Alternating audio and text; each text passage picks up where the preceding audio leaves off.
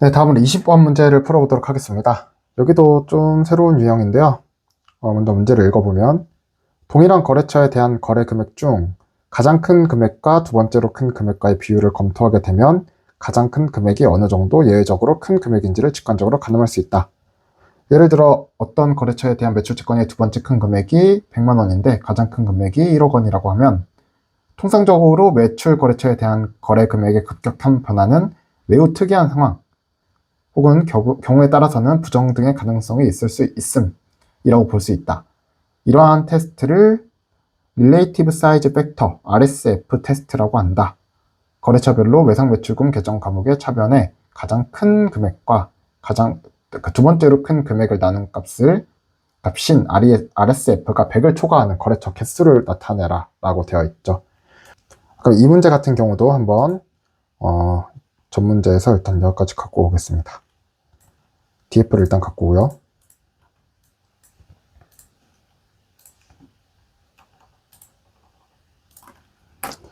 봤을 때 일단 필요한 게 결론적으로 계정 과목, 그리고 차변 금액, 그리고 거래처 코드가 있나요? 거래처 코드 이렇게가 필요하겠네요. 한번 볼까요?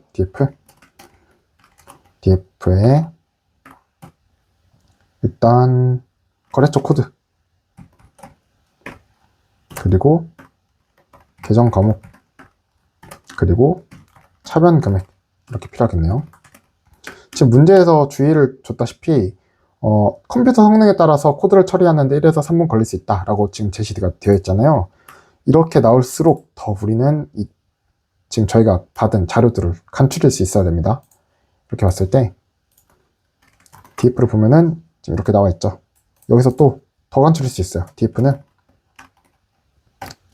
DF에 일단 계정 과목이 외상 매출금 계정 과목이라고 지금 되어 있죠. 이렇게 한번 나눠주고, 그럼 이제 더 줄어지겠죠. 아까는 30905 로우지였는데 DF가 확 줄었죠. 3분의 1 정도로 줄었고, 심지어 그리고 차변 금액이 저희는 어차피 가장 큰 금액과 두 번째 큰 금액만 보면 되니까 그냥 DF의 차변 금액이 0보다 큰 애들만 갖고 오겠습니다. 이거는 뭐 그렇게 안 줄 것 같긴 한데, 아까 116196에서 반이나 줄었네요. 그러니까 얘네는 지금 차변 금액 마이너스 는 것도 많다는 거예요. 이래저래 뭐 취소 분계일 수도 있고, 하여튼 그 상황에서 이 정도 했으니까 한 번 더 줄일까요? 이제 어차피 계정 과목은 다 어차피 예상 매출금이니까 거래처 코드 차변 금액 이렇게 두 개만 놓고 이제 봐도 되겠죠. 여기까지는 따라오셨을 것 같습니다. 좀 더 이쁘게 보기 위해서 df는 df.sort values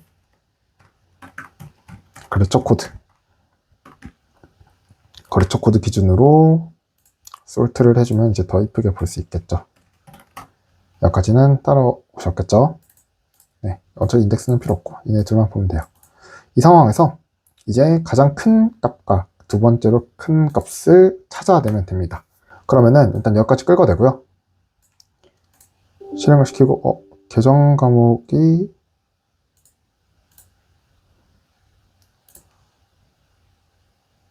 어디서가 잘못됐을까요? 여기까지는 했고 거래처 코드 지금 이미 끌고 놨군요. 이미 이 상태이기 때문에 이렇게 한번 다시 끌고 가겠습니다. 네, 여기에서 이제 DF가 지금 현재 이런 상황이고, 그러면은 일단은 저희가 거래처 코드별로 볼까요? 거래처의 개수를 지금 나타내라고 되어 있죠. 그러니까 지금 거래처 코드별로 그 차변 금액에서 가장 큰 금액과 두 번째로 큰 금액을 뽑아내야 되니까 이제 n largest라는 함수를 사용할 거고요. 이 함수에 대해서도 챗GPT에 쳐보시면 어떤 식으로 구성이 되어 있고 어떻게 응용을 하는 건지 잘 알려줍니다. 거기서 물어보시면 될 것 같고, 봤을 때 df max라고 할게요.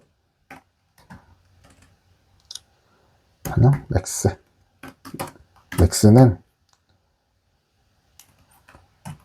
어떻게 해야 될까요? 결국은 이 하나의 지금 저희가 거래처 코드로 일단 첫 번째로 거래처 코드로 그룹 바이를 해야겠죠. GB2는 df.groupby 거래처 코드로 일단 그룹 바이를 해놓고 dfmax는 다시 df를 보시면서 하는 게 편해요. dfmax는 GB2에서 차변 금액 중에 트랜스폼을 해야겠죠? 지금은 새로운 데이터 프레임을 만들어서 하는 게 아니라 지금 여기다가 넣어줄 거기 때문에 맥스 이렇게 하게 해주면 지금 결국은 이 df 내에서 하나의 거래처 코드에 대해 맥스 값이 나옵니다. 뭐 이렇게 보는 것보다 df 좀 헤드로 한번 볼까요? 이걸로 봐야 하나에 대해서 볼 수 있을 것 같아서 예를 들어 10번 같은 경우는 지금 거래처 코드 10분 66,000밖에 없네요. 그러니까 맥스는 66,000이겠죠. 그리고 14번 같은 경우도 99,000밖에 없고 뭐 거의 다 거래처 코드별로 값이 동일하네요. 거의 다 아마 이럴 거예요. 그러니까 이게 일반적인 경우라는 거죠. 만약 이렇게 되면 아마 이제 두 번째 걸 구해도 66,000이 나올 거기 때문에 RSF 값이 1이 나와서 그렇게 그러니까 그 변동이 크지 않다. 이게 일반적인 경우인 거죠. 그러면 이제 세컨드를 한번 보겠습니다. 세컨드는 이번에도 GB2 기준으로 차변 금액 점 트랜스폼 하고 이제 여기가 어려운데 이제 이 enlargest라는 함수를 이용해서 이제 두 번째 거를 빼낼 거예요. 이제 enlargest는 이런 하나의 컬럼에서 여기에서 이제 enlargest 괄호 2 이렇게 하면은 여기에서 첫 번째 그러니까 두 번째까지의 숫자를 나타내 주는 거죠. 이해가시나요? 만약에 예를 들어 여기 람다 x.n largest 이라고 하면 이 차변 금액 이게 지금 x로 들어오겠죠? 이 차변 금액이라는 컬럼에서 n largest 두 번째까지 큰 금액들을 뽑아내라는 겁니다. 그러면 두 번째를 뽑아내려면 어떻게 되냐? 여기서 가장 작은 값이 두 번째로 큰 값이 되겠죠. 여기까지가 이해가 가실까요? 한번 이거를 실행을 해보면 다시 df 쳐보면 뭐 아까 같은 경우 얘 같은 경우는 제가 아까 말씀드렸다시피 아까 10번 같은 경우는 다 66,000이었잖아요. 그러니까 얘 같은 경우는 이게 66,000이 나오는 거예요. 두 번째가. 이게 조금 근데 이렇게 보면 얘도 똑같네? 이렇게 되니까 한번 검증을 해봐야겠죠. 이런 경우 같은 경우는. 그래서 저 같은 경우는 df에서 df의 맥스 값이랑 df의 세컨 값이 다른 애들은 뽑아달라고 해봅니다. 그럼 나오네요. 이런 식으로. 그러니까 잘못되지 않았다는 거죠. 이렇게 보면 뭐지? 이럴 수 있는데 이제 이런 식으로 검증을 해보면 다른 애들도 있네. 그럼 제대로 들어갔네. 라고 할 수 있는 거예요. 오케이. 그럼 몇 가지는 된 거고. 그럼 여기서 지금 우리가 하고 싶은 게 뭐냐? RSF 값이 100보다 큰 애들을 알고 싶은 거잖아요. 그럼 RSF 값은 df RSF는 df x 나누기 df second 이렇게 들어가는 거겠죠. 이렇게 들어가게 되면 df의 RSF 값이 나오게 되고 우리가 찾고 싶은 거는 print df의 df RSF가 100을 초과하는 값을 프린트 하면 되겠죠. 이런 식으로 RSF 값이 100보다 초과하는 애들 꽤 많네요. 그 초과하는 값이 총 169개가 나온다. 라고 하면 안 되죠. 또 저도 틀릴 뻔했어요. 그런 이제 코드가 169개가 있는 거죠. 이러한 거래처의 코드의 개수를 구하라고 한 거니까 그러니까 이전에 사실 이제 여기까지 하고 그냥 df만 봤을 때 이제는 이 차변 금액과 상관없이 거래처 코드랑 맥스 값, 세컨 값, RSF 값은 다 짝이 지어져 있을 겁니다. 그쵸? 그렇기 때문에 여기에서 df는 df.drop duplicate 거래처 코드로 묶어서 두플리케이트를 하고, 그 다음에 이 상황에서 이제 이렇게 하면 이제 다시 보여드릴게요. df가 이제는 거래처 코드별로 이렇게 나오겠죠. 사실 참여금액은 이제 필요가 없어요. 맥스, 세컨, RSF 이런 식으로 나올 거니까 여기에서 이제 RSF 값이 0보다 큰, 100보다 큰 애들을 찾으면 이렇게 나오겠죠. 이렇게.